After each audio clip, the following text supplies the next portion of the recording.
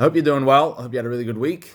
Over here we had an incredible week. We were blessed with a baby son this past Shabbos. On Shabbos morning, my wife gave birth to a beautiful baby boy who is going to be named tomorrow on Shabbos.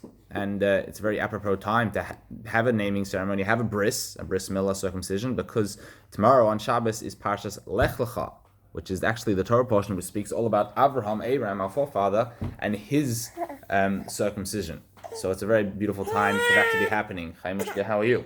Just wanted to share a quick thought about the actual idea of a circumcision, which we know we do the circumcision on the eighth day. The eighth day.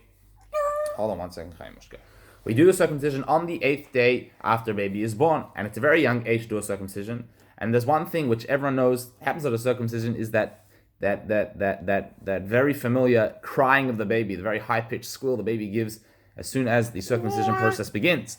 And the question is asked kind of, why does it hurt? Why does it have to hurt?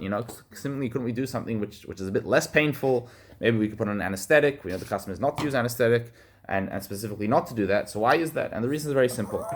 The idea of the bris milah, the idea of the circumcision, is the idea of our whole purpose in this world. What is our whole purpose? Our whole purpose is to make the world a better place.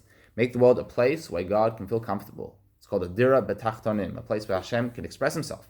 And that's done through interacting with the physical, through having to do with the physical. And specifically, the idea of bris milah, the idea of a circumcision, expresses this. Because we do the bris in the flesh. The flesh is skin, it's a very physical part of us, our actual body.